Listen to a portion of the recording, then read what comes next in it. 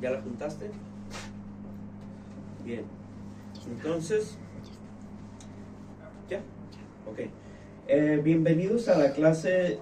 El tema es los oficiales, ministros y líderes de la iglesia. Y número 4 romano dice los oficiales, ministros y líderes de la iglesia. Hoy vamos a estar viendo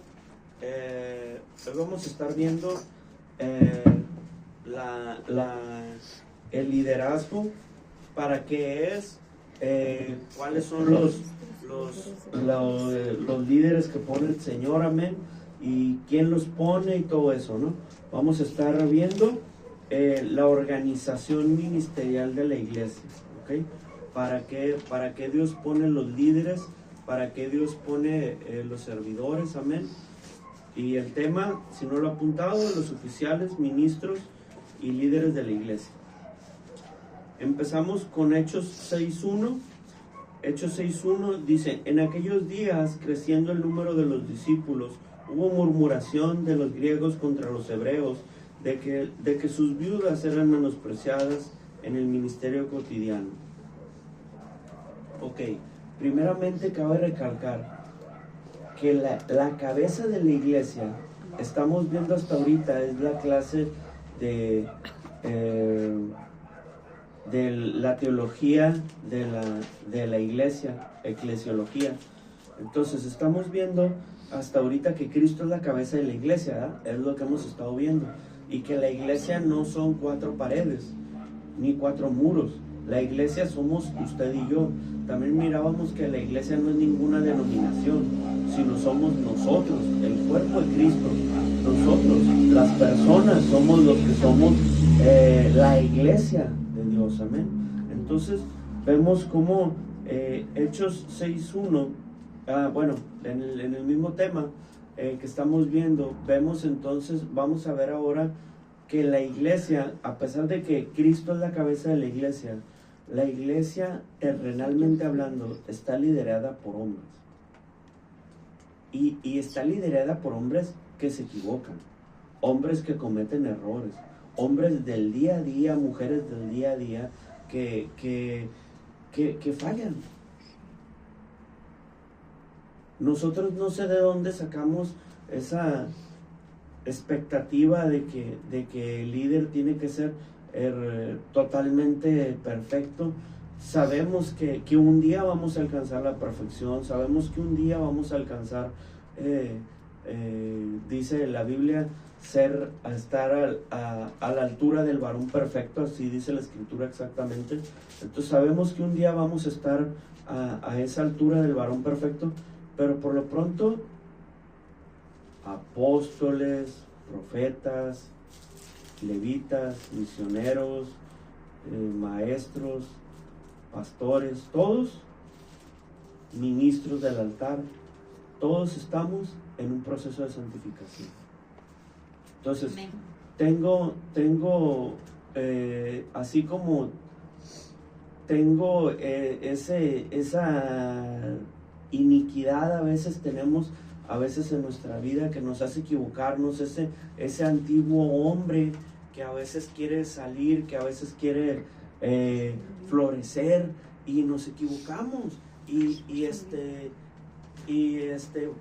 brota nuevamente, amén, ese hombre, decimos, es que se me salió el apellido, o sea, brota ese bien antiguo hombre, ese antiguo Teno, esa antigua Ramira, ese antiguo Mati, que a veces se revela y que no es otra cosa más que nuestro viejo hombre, porque estamos acostumbrados a hacer las cosas de otra manera diferente, ¿sí?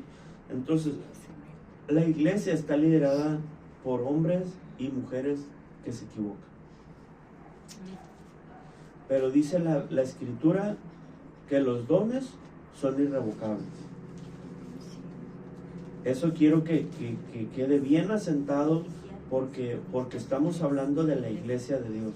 Entonces quiero que quede eso bien asentado, que una persona cometa un error no quiere decir que ya va a dejar ese ministerio en específico, o ese, no sé, discipulado, o ese liderazgo que está llevando a cabo. Sí, a veces se requiere una disciplina, a veces se requiere sentar a la gente un rato, pero no quiere decir que los dones de Dios sean irrevocables. Cuando Dios te da algo y Dios ya no te lo quita. Eso sí, quiero que quede bien claro. Entonces, antes de seguir, porque vamos a ver la organización de la iglesia, y quiero que quede bien en claro, los dones son irrevocables. Hay gente que se equivoca, hay gente que comete errores, gente que se le hace fácil, pero no quiere decir que los dones sean irrevocables, ¿sí? Eso sí quiero que quede bien en claro. Otra cosa, Dios nos manda y nos dice, ¿por qué miras la paja en el ojo de tu hermano y no miras la viga que hay en el tuyo? Hoy es costumbre que la gente vea la paja en el ojo ajeno. O sea, ¿por qué no podemos dedicarnos a nuestra santidad? O sea, no podemos ser santos nosotros todavía al 100%, pero sí queremos que las demás personas lo sean. Y sí queremos andarnos fijando en la paja del ojo del hermano y no me fijo en la viga que hay en el mío.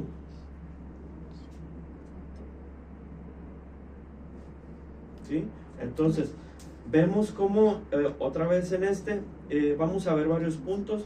El primer punto que vamos a ver el día de hoy en esta organización de la iglesia de los ministros es solamente la introducción. Luego vamos a hablar para la siguiente clase sobre los apóstoles, luego sobre los pastores, sobre los profetas, así. Pero hoy va a tocar la introducción nada más, ¿ok? El primer punto que vamos a tocar dentro de esta organización dice que son los problemas que surgían. Dice, cuando surgían problemas en ciertas actividades ministeriales, había una junta, ¿sí? Había una junta de líderes. ¿Para qué se ocupan los líderes de la iglesia? Para que cuando surgen problemas dentro de la iglesia, se resuelvan. ¿Falta papel? Ok, hay que organizarse.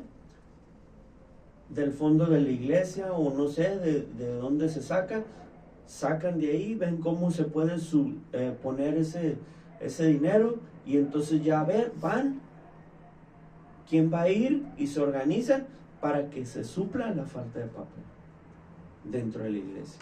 Es un ejemplo que puse nada más, ¿no?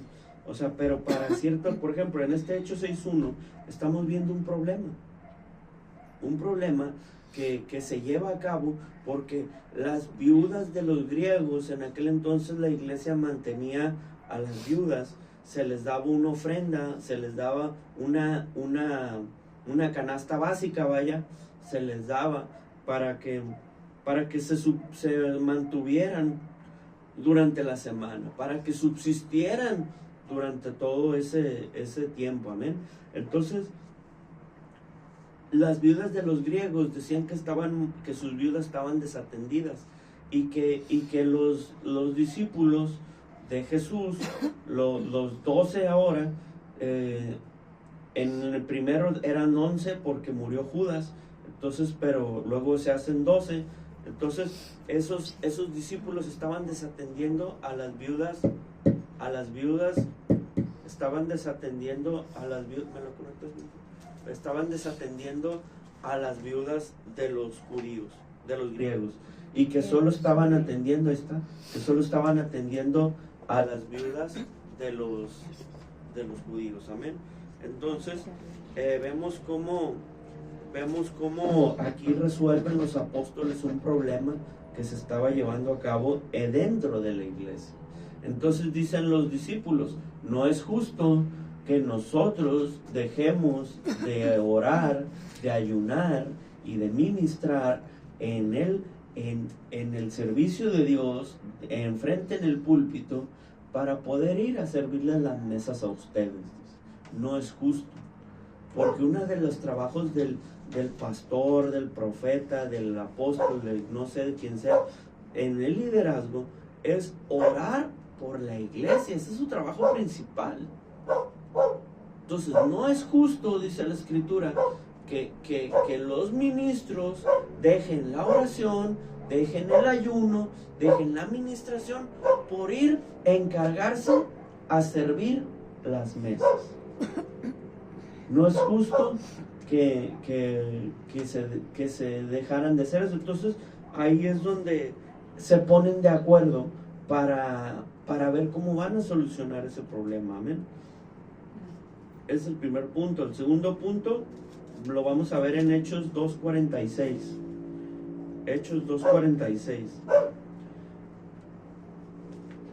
Hasta ahí ya le puede cortar.